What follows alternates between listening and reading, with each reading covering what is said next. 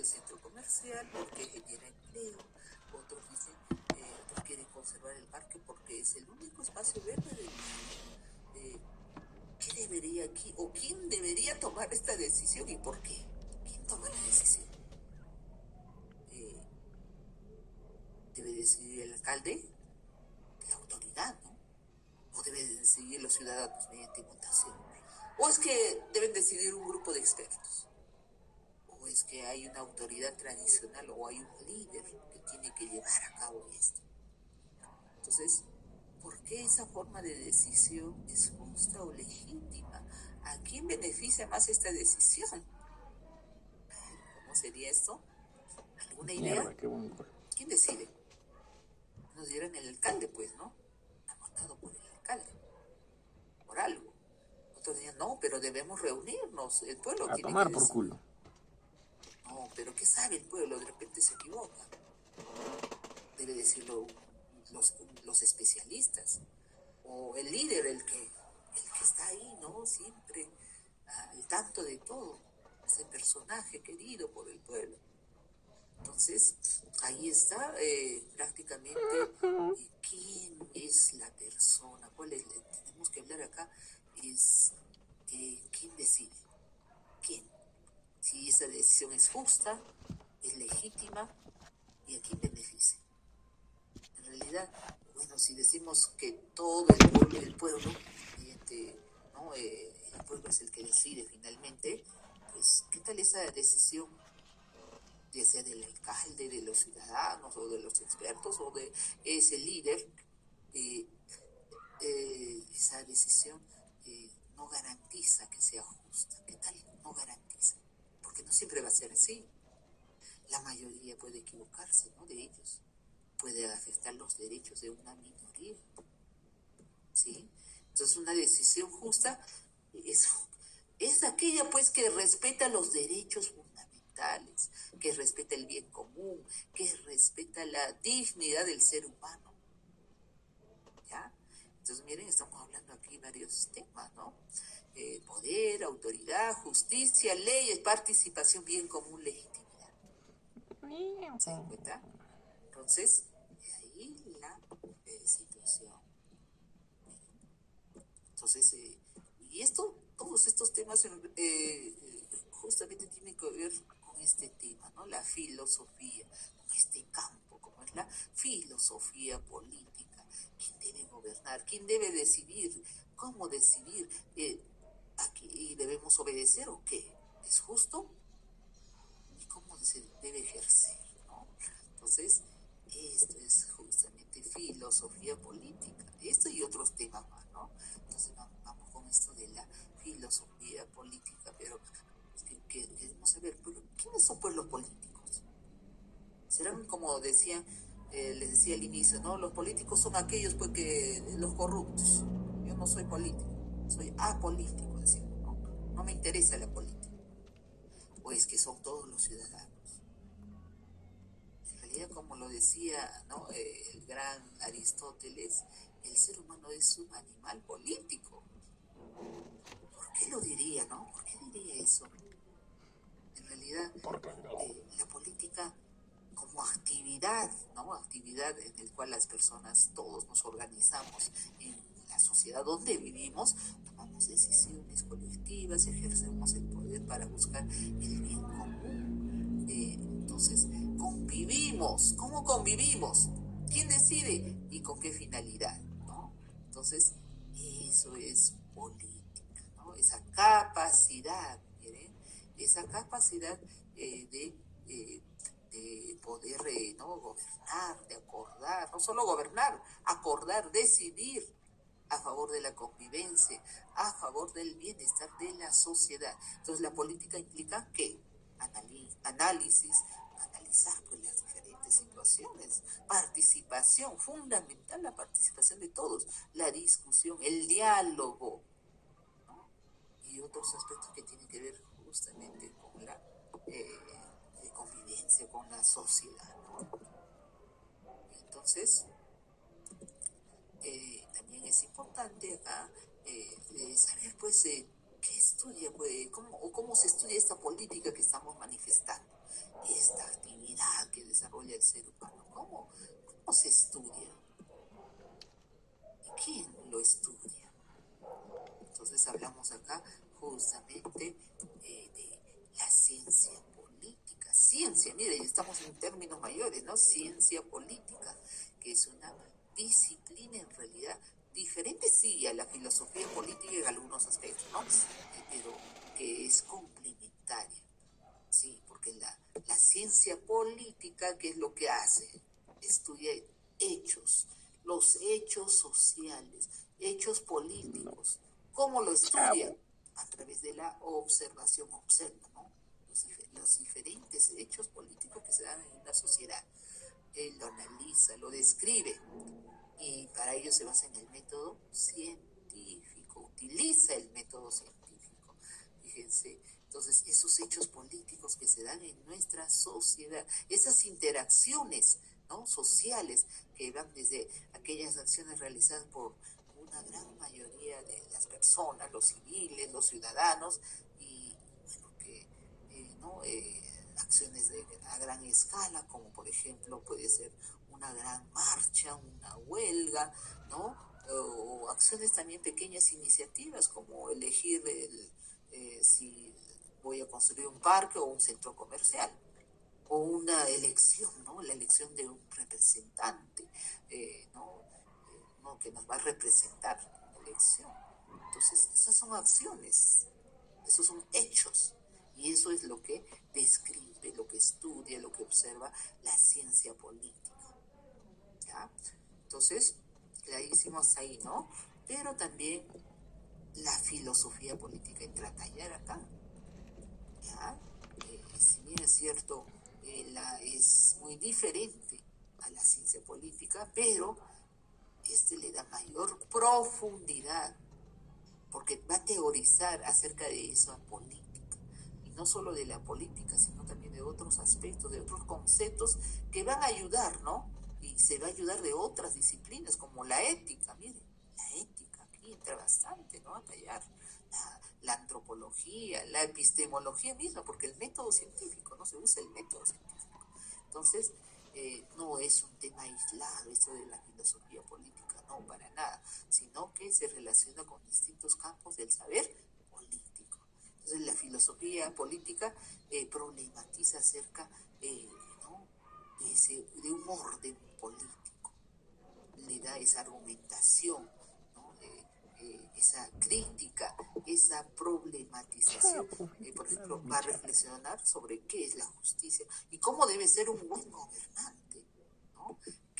Cómo es el Estado, cómo debe organizarse, cómo debe ser la ley, si se está cumpliendo la justicia, y lo cual va a conllevar también a hablar de valores, de ideales, para ver, analizar, para criticar esos modelos existentes, ¿no? Esos modelos como por ejemplo el modelo peruano, ¿cómo está?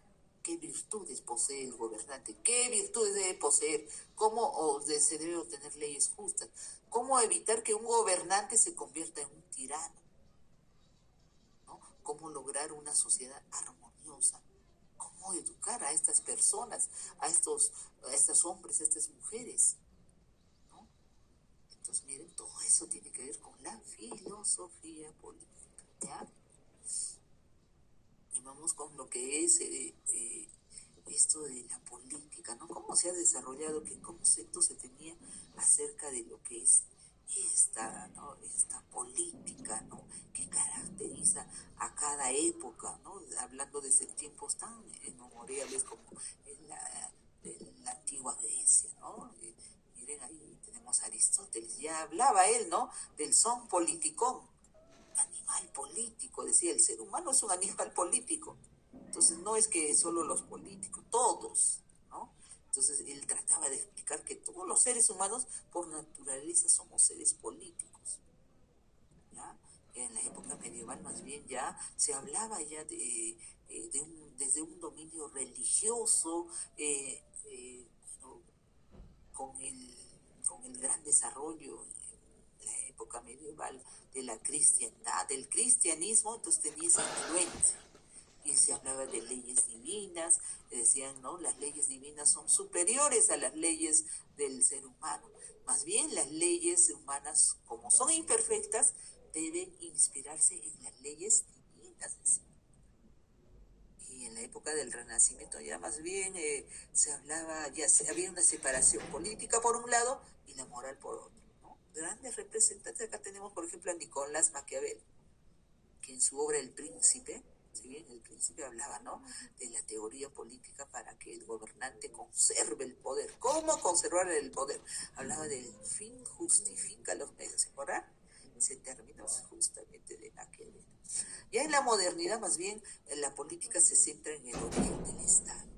Como en la época moderna se origina el Estado, entonces hay preguntas, ¿no?, que realizan. ¿Por qué existe el Estado? ¿No? ¿Qué justifica el nacimiento del Estado? ¿Cuáles son las funciones del Estado?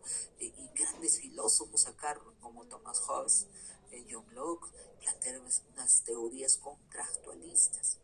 Y ya en la época contemporánea, pues, se sigue hablando del Estado. El tema es el Estado, ¿no? Acerca de cuáles son las características del Estado, cómo debe ser un Estado justo, cuál es el fundamento, el rol del Estado, cuál es la importancia de la ciudadanía, la participación de los ciudadanos, ¿no? Y aquí destacaban grandes como John Rawls, Nozick, Habermas, ¿ya? Entonces vamos a ver, en realidad, qué consiste cada uno de ellos.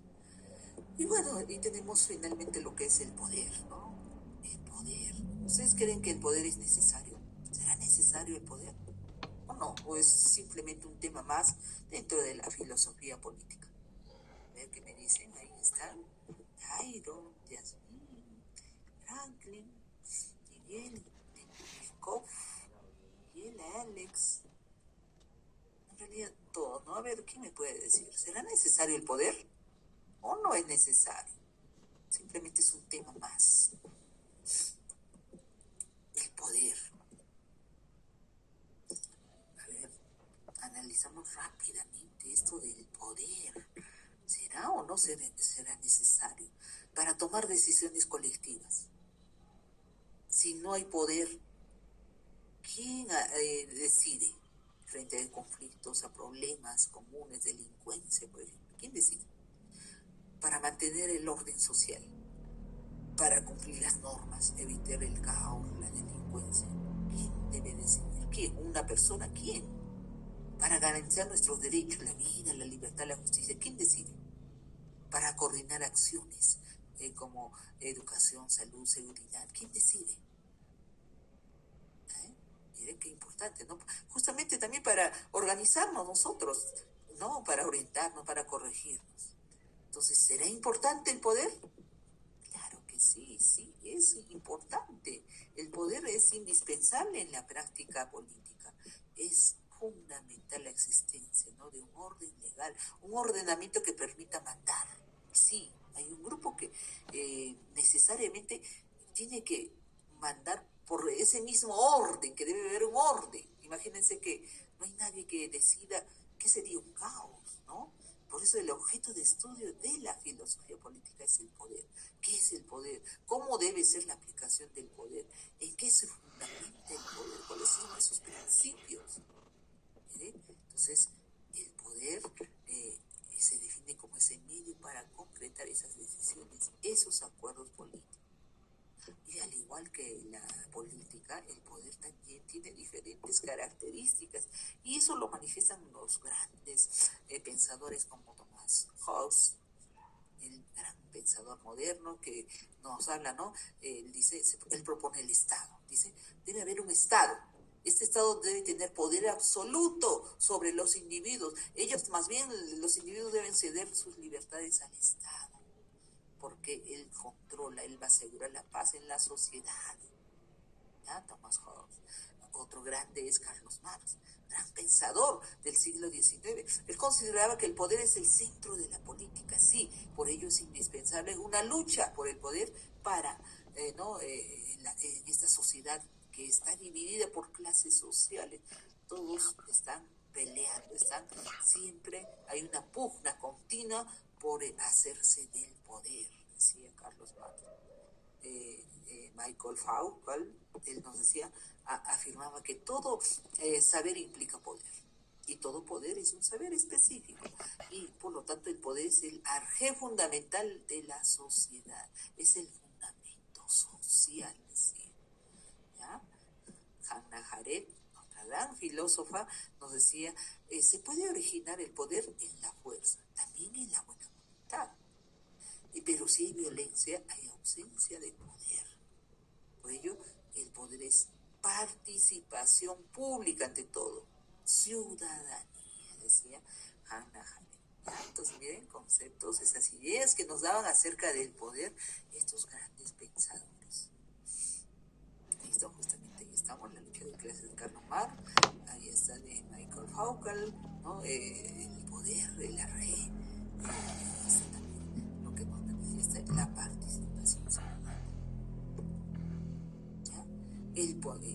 ¿Y cuántos miren a través de la historia de la filosofía, la historia de la política, cómo se ha dado el poder en los diferentes periodos, en las diferentes etapas de la historia, ¿no? De la humanidad? Miren, desde esas sociedades tan primitivas como la sociedad acéfala, cómo se daba en la sociedad acéfala el poder, cómo era, miren, lo característico de la sociedad acéfala era que era nómada, ¿no? Vivía de un lugar a otro, de un lugar, se iban a un lugar, ya no tenían alimentos, se iban a otro. Entonces, solo sobrevivían y la economía era muy escasa. La política no era sofisticada, era una autoridad transitoria, no se cuestionaba nada. Y bueno, y la autoridad, como era transitoria, no había cuestionamiento, y de repente el poder era por tradición, simplemente por tradición, y casi inexistente. En cambio, en la ciudad-estado, miren, hay varias sociedades, pero vamos a estudiar solo estas tres, ¿ya? Esta es la ciudad-estado. Esta más bien es ya de alto desarrollo, miren, un cambio rotundo desde esa sociedad céfala, ¿no? La ciudad-estado, que, bueno, con alto desarrollo de la agricultura, el comercio, y acá se añade pues también la sociedad esclavista, ¿no? Aquí se dio el esclavismo, y en el ámbito social se da esa combinación de tradiciones familiares determinadas por los quienes, justamente por esos movimientos migratorios, ¿no? Y de comercio, como ya había gran desarrollo del comercio, ellos iban de un lugar a otro, no a buscar alimentos, sino a vender, a hacer comercio, ¿no? A diferentes lugares, y por lo tanto tenían una economía bien desarrollada. Y entonces, y en lo político, como había estas situaciones de movimientos migratorios, pues también se originaron por problemas de integración. Iban de un lugar a otro, no había integración. Entonces se vieron en la necesidad de desarrollar reglas, instituciones económicas, jurídicas. ¿Ya? Entonces, gran desarrollo ahí, ¿no? De lo político y creación de instituciones. El Estado moderno es el último estado ya más desarrollado. En realidad acá se da ya una transformación de la política, ¿no? Hacia una dimensión ya más estructurada, más organizada. Con el origen del Estado todo cambia, aparecen roles más específicos, más especializados. El Estado asume funciones, se crean instituciones, se crean leyes, se eligen representantes. Eso es lo importante, eso no se olvide. Elección de representantes, se eligen a sus autoridades, y los gremios comerciales dan lugar a grandes ciudades. Se forman gremios, ¿no? Instituciones, entidades que defienden sus derechos, y dan lugar a estas ciudades famosas, reconocibles, ¿ya? Entonces, 3 formas de poder político. Y vamos con la legitimidad del poder. Esto de la legitimidad equivale, pues, miren, dice bien claro, ¿no? Legitimidad es reconocer, es aceptar las decisiones las acciones políticas. ¿De quién? De la autoridad, la ley, ¿no? De un poder político en una determinada sociedad. Aceptar y reconocer, ¿no? Entonces, y eso tiene que ver con la legitimidad legal y racional. No es que hay buena voluntad, no es que es miedo, no es que porque eh, aplicamos la moral, no la obediencia, no. Es más que nada es reflexión, ¿no? Reflexión es algo racional, basada en la comprensión de la ley, de las normas, ¿ya? No tiene que ver nada con el miedo, como les dije, no tiene nada que ver con que, bueno, hay una obediencia o un aspecto moral, ¿no? Legitimidad moral, no, sino más que nada comprensión de la ley y las normas. Y tenemos tres tipos de legitimidad, ¿ya? La legitimidad carismática, la legitimidad tradicional y la legitimidad, pues esta que es fundamental y que actualmente no la practicamos, la legitimidad legal racional. Entonces, legitimidad carismática, pues es familiar, es religiosa y se da en esas sociedades antiguas, esas sociedades primitivas, desde esas sociedades acéfalas, ¿no? Hasta cierto periodo, donde se reconoce el poder trascendente, el poder sobrenatural, algo extraordinario, ¿no? Es un líder que encarna esto, que tiene cierta trascendencia y es el mediador entre la sociedad y ese Dios, ese ser supremo, esas fuerzas sobrenaturales, ¿no? Entonces, el elegido prácticamente tiene esa capacidad, ¿no? Y eso se puede hacer a través de mitos, rituales, que van a reforzar justamente la legitimidad. Propias, miren, de ejemplos de legitimidad carismática es lo que llamaban los incas, los aztecas, los egipcios. Legitimidad tradicional, esta legitimidad que es más que nada patriarcas, de reyes, acá reconoce, se acepta el pasado como parte importante del presente, ¿no? El pasado estaba encarnada en esos herederos, esos, ¿no? Que eran pues los hijos de los reyes, de sangre azul, que decía, ¿no? Reconocidos como tales, no por realizar algo extraordinario, ¿no? Sino más bien por tradición ancestral, ¿ya? Acá están pues los monarcas, el poder de los reyes, hasta de los sacerdotes, ¿ya? En este rubro. Y tenemos la legitimidad legal del Estado moderno, ¿no? Que es legitimidad, que es un tipo de que se acepta, no por la persona, no porque es la hija de un heredero, de un rey, no, o porque realiza algo trascendental, algo sobrenatural, no, sino por las leyes, las normas que regulan el poder, ¿ya? Entonces, hay un respeto a la ley, pero fundamentado en la razón humana. Busca la convivencia y el bienestar de una sociedad. ¿Listo? Entonces, y vamos con grandes representantes, ¿no? Estos filósofos, por ejemplo, tenemos a Thomas Hobbes y su contractualismo, ¿no? Su contrato social. Él en su obra El Leviatán nos hablaba bastante de esto, de la forma que proponía ese Estado que él proponía, ese contrato social, esa monarquía absoluta, ¿ya? Él decía, el estado de naturaleza es un estado previo a este estado moderno que él proponía. Para ello se tenía que realizar un contrato social, un acuerdo hipotético para que se dé ese estado moderno. Este estado moderno aseguraba la paz. Entonces, monarquía absoluta, estado moderno debe ser absoluto,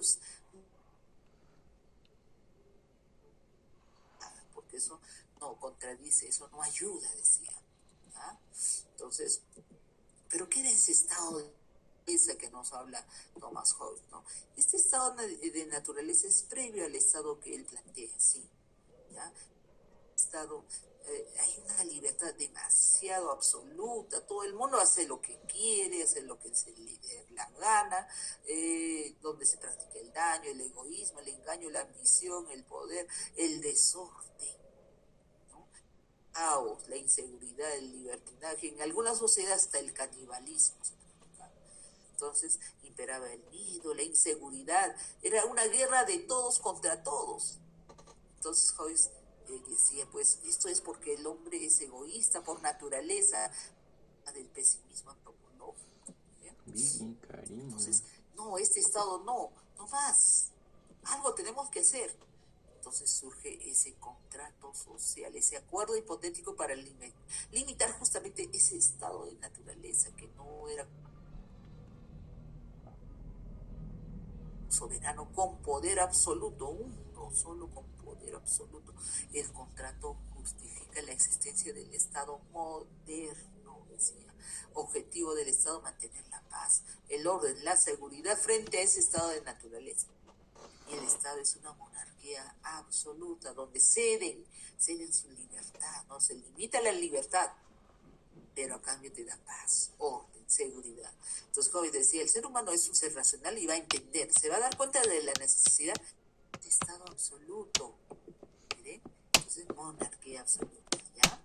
Entonces, hasta aquí hemos llegado, mis estimados jóvenes, señoritas. Ahora pasemos rápidamente a esto de la crisis, del crisis. En realidad, les voy a enviar el link. Les voy a enviar el link.